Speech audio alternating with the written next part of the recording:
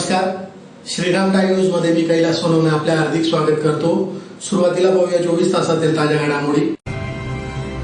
मुंबई आग्रा महामार्गावरील गुरुद्वाराचे प्रमुख बाबा धीरज सिंग यांच्यावर सेवेकऱ्यानेच केला तलवारीने हल्ला, प्रकृती गंभीर। हिंदू भगिनींच्या सुरक्षेसाठी महाराष्ट्रातही लव्ह जिहाद विरोधी कायदा तात्काळ लागू करण्याची मागणी। जुने धुळे परिसरातील सरोदे कॉलनी भोलेबाबा दर्ग्याच्या पाठीमागे राहणाऱ्या 54 वर्षीय इस्माची विहिरीत उडी घेऊन आत्महत्या। महिलांसाठी मॉल बांधण्यासाठी संत सावता माळी मार्केट येथील जुनी दुकाने पाडकामास सुरुवात। आणि डोंगराळ येथील बालिकेवर अत्याचार करून खून करणाऱ्या आरोपीस फाशीची शिक्षा होईल याची तजवीज करण्याची मागणी। आता बातमीपत्र विस्ताराने। मुंबई आग्रा महामार्गावरील गुरुद्वाराचे प्रमुख बाबा धीरज सिंह यांच्यावर एका सेवेकऱ्याने तलवारीने हल्ला केल्याची घटना सोमवारी सकाळी 8:30 ते 9 वाजेच्या सुमारास घडली। या हल्ल्यात बाबा धीरज सिंग गंभीर जखमी झाले असून त्यांच्यावर खासगी रुग्णालयात अतिदक्षता विभागात उपचार सुरू आहेत। मुंबई आग्रा महामार्गावरील गुरुद्वारा येथे एका सेवेकऱ्याने गुरुद्वाराचे प्रमुख बाबा धीरज सिंग यांच्यावर तलवारीने हल्ला केल्याची घटना सोमवारी सकाळी 9 ते 9:30 वाजेच्या सुमारास घडली। त्यांना वाचवण्यासाठी आलेल्या त्यांच्या भाष्यावरही तलवारीने हल्ला करून जखमी करण्यात आले आहे। यामुळे खळबळ उडाली आहे। याबाबत अधिक माहिती अशी की गुरुद्वारा परिसरात काही दिवसापूर्वी उमेश कैलास माळुदे वय 22 राहणार आडगाव जिल्हा नाशिक हा तरुण भटकत असताना बाबा धीरज सिंग यांना दिसला। बाबा धीरज सिंग यांना त्याची दया आल्याने त्यांनी गुरुद्वारामध्ये त्याला सेवा करण्यासाठी ठेवून घेतले। त्यानुसार उमेश हा गेल्या 2-3 महिन्यांपासून लंगर बनवण्याचे काम करू लागला। लंगर सेवेचे काम करून त्याने बाबा धीरज सिंग यांचा विश्वास संपादन केला, इतका की बाबा धीरज सिंग यांनी त्याला कालच नवे कपडे घेऊन दिले होते। सोमवारी सकाळी 8:30 ते 9 वाजता बाबा धीरज सिंग गुरुद्वाराच्या आवारात कोवळ्या उन्हात खुर्चीवर बसून नेहमीप्रमाणे वृत्तपत्र वाचत बसले होते। यावेळी उमेश माळुदे याने अचानक मागून येऊन बाबा धीरज सिंग यांच्या डोक्याच्या मागील भागावर तसेच मानेवर तलवारीने जोरदार वार केले। यामुळे रक्तस्राव होऊन बाबा धीरज सिंग हे जागीच कोसळले। त्यांचे रक्त जमिनीवर सांडले होते। ही घटना घडत असताना बाबा धीरज सिंग यांचा भाचा रणवीर सिंग यांनी बघितले। त्यामुळे ते देखील बाबांच्या बचावासाठी तातडीने पुढे आले। त्यावेळी हल्लेखोर उमेश याने रणवीर सिंग याच्या पायावर तलवार चालवली, त्यामुळे ते देखील जखमी झाले। या घटनेची माहिती संपूर्ण गुरुद्वारात पसरल्यानंतर सेवेकरी व परिसरातील जमावाने हल्लेखोर उमेशला पकडले आणि बेदम चोप देण्यास सुरुवात केली। यात उमेशचा हात फ्रॅक्चर झाल्याचे समजते। या घटनेची माहिती मिळताच शहर पोलिसांनी घटनास्थळी धाव घेत उमेशला तलवारीसह ताब्यात घेतले। तसेच बाबा धीरज सिंग यांना त्यांच्याच वाहनातून तातडीने शहरातील खासगी रुग्णालयात दाखल करण्यात आले। त्यांच्या डोक्यातून व मानेतून इतका रक्तस्राव होत होता की वाहनाचे संपूर्ण सीट रक्ताने माखले होते। शहरातील खासगी रुग्णालयातील ICU मध्ये त्यांच्यावर उपचार सुरू असून त्यांची प्रकृती गंभीर आहे। घटनेची माहिती मिळताच जिल्हा पोलीस अधीक्षक श्रीकांत देवरे, अप्पर पोलीस अधीक्षक अजय देवरे, उपविभागीय पोलीस अधिकारी राजकुमार उपासे, शहर पोलीस ठाण्याचे पोलीस निरीक्षक दीपक पाटील, महेश मोरे, देवपूर पोलीस ठाण्याचे पोलीस निरीक्षक समाधान वाघ आदींनी घटनास्थळी भेट देत माहिती घेतली। दरम्यान हल्लेखोर सेवेकऱ्यालाही पोलिसांनी उपचारासाठी दाखल केले आहे। पोलिसांनी संशयित उमेश याच्या धुळे येथील गुरुद्वारामधील राहत्या खोलीची झडती घेण्यात आली। तो आडगाव येथील रहिवासी आहे। तेथील घराची झडती घेण्यासाठी पथक रवाना झाले आहे। तसेच गुरुद्वारातील CCTV फुटेजची तपासणी सुरू असून हल्ल्याआधी व हल्ल्यानंतरच्या हालचालींचे परीक्षण करण्यात येत आहे। तसेच उमेशचा मोबाईल फोन अॅनालिसिस करण्यात येत आहे। घटनेनंतर परिसरात अतिरिक्त सुरक्षा तैनात करण्यात आली आहे। हल्ल्याचे नेमके कारण काय, आरोपीला कोणी प्रवृत्त केले का याचा तपास पोलिसांनी सुरू केला आहे। पोलिसांकडून सर्व बाजूंनी तपास सुरू आहे। गादीच्या वादातून सदरचा हल्ला झाल्याची कुजबूज सुरू होती। उत्तर प्रदेश, गुजरात, राजस्थान या राज्यांप्रमाणेच हिंदू भगिनींच्या सुरक्षेसाठी महाराष्ट्रात लव्ह जिहाद विरोधी कायदा तात्काळ लागू करावा या मागणीसाठी हिंदू जनजागृती समितीतर्फे जिल्हाधिकारी कार्यालयासमोर निदर्शने करून निवेदन देण्यात आले आहे। हिंदू भगिनींच्या सुरक्षेसाठी उत्तर प्रदेश, गुजरात, राजस्थान राज्यांप्रमाणे लव्ह जिहाद विरोधी कायदा तात्काळ लागू करावा या मागणीसाठी हिंदू जनजागृती समिती धुळेतर्फे जिल्हाधिकारी कार्यालयासमोर जोरदार निदर्शने करीत निवेदन देण्यात आले। निवेदनात म्हटले आहे की श्री दुर्गा देवीने महिषासुराच्या वधासाठी अवतार घेऊन 9 दिवस युद्ध करून त्याच्यासह संपूर्ण राक्षसांचा नायनाट केला। त्याचेच प्रतीक म्हणजे नवरात्री। आज कलियुगातही काही असुर विविध रूप धारण करून लोकांना त्रास देत आहेत। नवरात्रीच्या काळात अनेक धर्मांध मुसलमान युवक आपली खरी ओळख लपवून खोटी हिंदू नावे सांगून गरब्यांच्या कार्यक्रमांमध्ये प्रवेश करतात आणि भोळ्या बाबड्या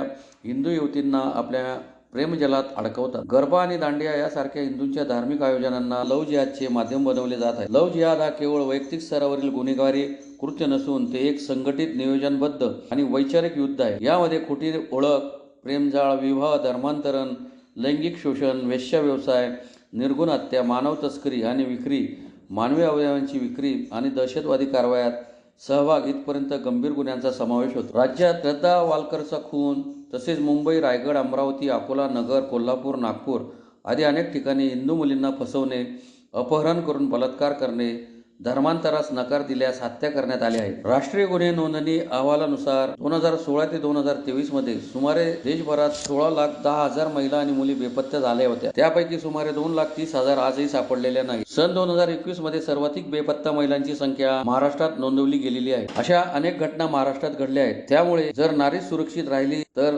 राष्ट्रही सुरक्षित राहील. आता शासन, पोलीस आणि समाज या दोघांनी मिळून हिंदू भगिनींच्या रक्षणाचा दृढ संकल्प करण्याची वेळ आली आहे. राज्यात तात्काळ कठोर लव्ह जिहाद विरोधी कायदा लागू करावा, हेच आदिशक्ती श्री दुर्गा देवी कृपा प्राप्त करण्याची तसेच आपल्या मुलींच्या सुरक्षेची हमी असेल, असे निवेदनात नमूद करण्यात आले. यावेळी प्रशांत जुवेकर, भूषण कुमार सालार, पंकज दात्र, किशोर अग्रवाल, प्रमिला मोरे, प्रितेश रोनवाल, छाया पाटील आदी उपस्थित होते. आज सर्व हिंदुत्ववादी संघटना एकत्र येऊन लोह जिहाद विरोधी कायदा येत्या हिवाळी अधिवेशनामध्ये मंजूर करण्यासाठी आम्ही आज सगळे कलेक्टर आणि या माध्यमातून सरकारकडे मागणी करतोय. अनेक राज्यांमध्ये, गुजरात असेल, उत्तर प्रदेश असेल, कर्नाटक असेल, अनेक राज्यांमध्ये हा कायदा लागू आहे.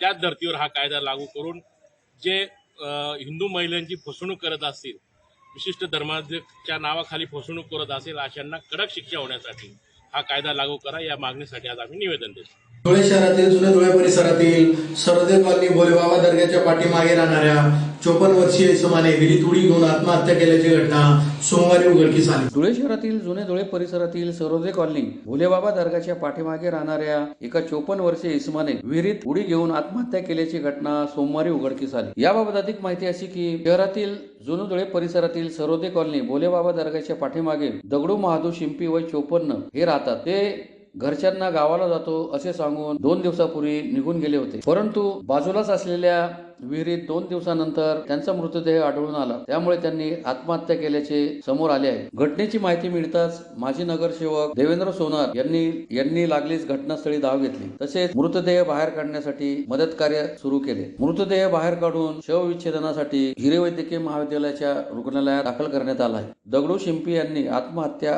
का केली याचे कारण अद्याप अस्पष्ट आहे. धुळे शहरातील 80 कोटी रोडवरील संत सावतामाळी मार्केट येथील महापालिकेच्या जागेत महिलांसाठी मॉल बांधण्यासाठी 10 कोटींचा निधी मंजूर झाला आहे. त्या अंतर्गत सदर मार्केटमधील जुनी दुकाने पाडण्यास महापालिका प्रशासनातर्फे सुरुवात करण्यात आली. धुळे शहरातील 80 कोटी रोडवरील सावतामाळी मार्केट येथे महिलांसाठी मॉल बांधण्यासाठी 10 कोटी रुपयांचा निधी आमदार अनुप अग्रवाल यांच्या प्रयत्नाने महापालिकेला मंजूर झाला आहे. सदर ठिकाणची जुनी दुकाने पाडण्यास सोमवारी महापालिका प्रशासनातर्फे सुरुवात करण्यात आली. 80 कोटी रोडवर महापालिकेतर्फे सन 1967 मध्ये संत सावतामाळी मार्केट बांधण्यात आले होते. त्यात 28 दुकाने व काही ओपन ओटे होती. परंतु हे मार्केट जीर्ण झाल्यामुळे तेथे महिलांसाठी मॉल बांधण्यासाठी शहराचे आमदार अनुप अग्रवाल यांनी 10 कोटी रुपये महापालिकेला मंजूर करून दिले होते. त्या अंतर्गत सदर जुनी दुकाने पाडण्यास महापालिका प्रशासनातर्फे सोमवारी सुरुवात करण्यात आली. याबाबत मार्केटमधील जुन्या गाळेधारकांनी नाराजी व्यक्त केली असून महापालिकेमार्फत कोणतीही नोटीस न देता पाडकाम सुरू करण्यात आल्याचा आरोप करण्यात आला आहे. धुळे महानगरपालिका धुळे प्रदीप चव्हाण ठिकाणी आपण 80 कोटी रस्त्यालगत आपले जुने अस्तित्वातील संत सावतामाळी मार्केट होतं. या ठिकाणी एकूण 28 दुकानं बांधलेले होते यापूर्वी नगरपालिकेने 1967 साली, आणि या ठिकाणी काही ओपन ओटे सुद्धा बांधलेले आहेत. तर या ठिकाणी माननीय आमदार श्री अनुप अग्रवाल यांच्या प्रयत्नातून शासनाने 10 कोटी रुपये मंजूर केलेले आहेत. तर त्या निधीतून आपण 100% निधी मिळाला आहे आपल्याला धुळे महानगरपालिकेला. त्या निधीतून आपण या ठिकाणी एक मॉल बांधतोय. तो मॉल फक्त महिलांसाठी असणार आहे.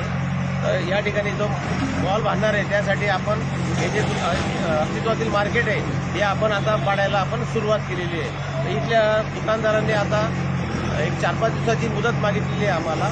त्यानुसार आता आम्ही आता ज्या आहे ते आम्ही सगळं काढतोय. तर स्ट्रक्चरल ऑडिटही केलं होतं आम्ही. स्ट्रक्चरल ऑडिटमध्येही हे दुकानं आहे हे पाडायच्या स्थितीत आहे. याबाबत अहवाल प्राप्त झाला आहे. त्यानुसार आम्ही हे मार्केट आता पाडायला हाती घेतलं आहे. हे बघा, धुळे महानगरपालिकेची तर चाललेली हुकुमशाही व दादागिरी. इथे आम्ही 50-50 वर्षापासून व्यवसाय करतोय. आम्हाला कुठलीही पूर्वसूचना देत नाही, कुठल्याही प्रकारची नोटीस देत नाही, कुठल्याही प्रकारचा कागद देत नाही. आम्ही त्यांच्याकडनं वारंवार कागदाची मागणी करतो की आमचा करार कधी संपलेला आहे, आमची मुदत कितपर्यंत आहे. या प्रकारचा कुठलाही पाठपुरावा न करता फक्त दडपशाही पद्धतीने येऊन डायरेक्ट जेसीबीने आज अधिकाराच्या नावाखाली व्यापाऱ्यांना उद्ध्वस्त करण्याचं काम चाललंय. तिथं व्यापारी गोरगरीब लोक पोट भरतात, त्यांचा कुठलाही पुनर्वसनाचा विषय नाही, काही नाही. फक्त येऊन दडपशाही करून डायरेक्ट तोडणं चालू करून दिलेलं आहे. आणि बाकीचे बाहेरचे ओटेवाले त्यांना टाक्याच खाली करून द्या. आज 50 वर्षापासून आम्ही तर व्यवसाय करतोय. महापालिकेला सगळ्या प्रकारचे टॅक्स भरतोय. आम्ही महापालिकेचं 2026 पर्यंतचं भाडं सुद्धा आता केलेलं आहे. सर्व प्रकारचे टॅक्स भरलेले आहे. आमच्याकडे कुठल्याही प्रकारची फरक बाकी नाही, काहीच नाही. तरी सुद्धा हे दडपशाही पद्धतीने अशा पद्धतीने काढताय. मुख्यमंत्री महोदयापर्यंत ही गोष्ट गेलीच पाहिजे. चालू यांचं 31/5/2026 पर्यंत आम्ही प्रॉपर्टी टॅक्स भरलेला आहे आणि आम्हाला मध्येच कसं काय काढू शकतायत? रोज येतात आम्हाला आमच्या समोर गाड्या आणतात, फिरवतात, आम्हाला मानसिक टेन्शन देऊ राहिले की जेणेकरून आम्ही आम्हाला सांगितलं 10 तारखेपर्यंत तुमच्या दुकानं खाली करून घ्या. आमच्या गरीब जनतेने कुठं जायचं? जनतेच्या हितासाठी राहते का जनतेला मारण्यासाठी राहते? अनुपजी अग्रवाल हे कोण आहेत? हे आमदार आहेत, लोकप्रतिनिधी आहे. महापालिकेने काही त्रास दिला तर लोकप्रतिनिधी आमच्या पाठीमागून उभा राहायला पाहिजे का? लोकप्रतिनिधी त्यांच्या बाजूला जाऊन सांगायला पाहिजे की तोडा यांना, काढा यांना. भाजपचं सरकार आहे, आम्ही भाजपचे कार्यकर्ते आहेत, काही दुसरे कार्यकर्ते सर्व आम्ही व्यापारी लोक आहेत. पोटा भरण्याचा प्रश्न आहे आमचा. आमच्या घरदारा उद्ध्वस्त होऊन जातील याच्यामुळे. तुमची मागणी काय प्रमुख ते आम्हाला पुनर्वसन कसं करून देता? आमच्या दुकानं तोडल्या, आम्हाला तोडायला हरकत नाही. आमचं पुनर्वसन करा. नंतर जेव्हा वॉल बांधल्या जाईल तर आमची सोय कशी करणार? त्याचा आम्हाला आम्ही पत्र करून द्यायला पाहिजे ना, लिहून द्यायला पाहिजे त्यांनी. पहिली गोष्ट म्हणजे गव्हर्नमेंट लोकांचं पोट भरण्याच्या स्कीमा आणतं, लोकांचं पोट खाली करण्याच्या स्कीमा चालू. मालेगाव तालुक्यातील डोंगराळे येथील बालिकेवर अत्याचार करून खून करणाऱ्या आरोपीस फाशीची शिक्षा होईल याची तजवीज करण्यात यावी या मागणीसाठी अन्याय अत्याचार विरुद्ध लढा सामाजिक संघटनेतर्फे जिल्हाधिकारी कार्यालयासमोर निदर्शने करून निवेदन देण्यात आले. मालेगाव तालुक्यातील डोंगराळे येथील बालिकेवर अत्याचार करून खून करणाऱ्या आरोपीस फाशीची शिक्षा होईल याची तजवीज करण्यात यावी या मागणीसाठी अन्याय अत्याचार विरुद्ध लढा सामाजिक संघटन धुळे जिल्हातर्फे जिल्हाधिकारी कार्यालयासमोर निदर्शने करून निवेदन देण्यात आले. निवेदनात म्हटले आहे की मालेगाव तालुक्यातील डोंगराळे येथील 3.5 वर्षाची बालिका यज्ञा हिच्यावर डोंगराळे येथीलच नराधाम विजय खेळणाऱ्या दानवी प्रवृत्तीच्या इस्माने बलात्कार करून दगडाने ठेचून त्या बालिकेचा जीव घेतला. त्याच्यावर सध्या कायदेशीर कारवाई सुरू आहे, परंतु सदर कायदेशीर प्रक्रियेद्वारे जलद गतीने त्या नराधामास तात्काळ शिक्षा होणे अत्यंत आवश्यक झाले आहे. कारण अशा पाशवी वृत्तीच्या नराधामांची संख्या दिवसागणिक वाढत आहे. म्हणून डोंगराळे येथील घटनेतील आरोपी यास तात्काळ देहदंडाची अर्थात फाशीची शिक्षा होईल याची तजवीज करण्यात यावी, जेणेकरून पीडिताच्या पालकांना न्याय मिळेल आणि भविष्यात अशा पद्धतीने दुष्कृत्य करण्याची कोणाची हिंमत अथवा धाडस होणार नाही. यावेळी संस्थापक अध्यक्ष सुनीता गोपाळ, वैशाली निकम, कल्पना गोपाळ, सोनल गायकवाड, कमलबाई गोपाळ, सागर मोहिते, संदीप पवार, किशोर बोरसे, प्रवीण शिंदे, समाधान मंगळे, संजूभाऊ सिरसाट, राजू सिरसाट, समाधान पाटील, किरण अंबुरे, रामचंद्र पारधी, केतन भांबरे आदी उपस्थित होते. ही घटना झाली आहे की 3.5 वर्षाची मुलीचा बलात्कार करून तिची निर्दयपणाने हत्या करण्यात आली आहे. तरी त्या नराधमाला फाशी व्हायला पाहिजे अशी आमची मागणी आहे आणि हेच आम्ही मागणी करतोय आणि मॅडमला आज निवेदन देतोय. पुन्हा एक नजर ठळक घडामोडींवर. मुंबई आग्रा महामार्गावरील गुरुद्वाराचे प्रमुख बाबा धीरज सिंग यांच्यावर सेवेकऱ्यानेच केला तलवारीने हल्ला, प्रकृती गंभीर. हिंदू भगिनींच्या सुरक्षेसाठी महाराष्ट्रातही लव्ह जिहाद विरोधी कायदा तात्काळ लागू करण्याची मागणी. जुने धुळे परिसरातील सरोदे कॉलनी भोलेबाबा दर्ग्याच्या पाठीमागे राहणाऱ्या 54 वर्षीय इस्माची विहिरीत उडी घेऊन आत्महत्या. महिलांसाठी मॉल बांधण्यासाठी संत सावता माळी मार्केट येथील जुनी दुकाने पाडकामास सुरुवात. आणि डोंगराळे येथील बालिकेवर अत्याचार करून खून करणाऱ्या आरोपीस फाशीची शिक्षा होईल याची तजवीज करण्याची मागणी. याचबरोबर श्रीराम टाइम न्यूजच्या बातमी तर संपले. दिवसभरातील ताज्या घडामोडींसाठी पाहत राहा श्रीराम टाइम न्यूज. भेटूया पुढील प्रसारणात. तोपर्यंत नमस्कार.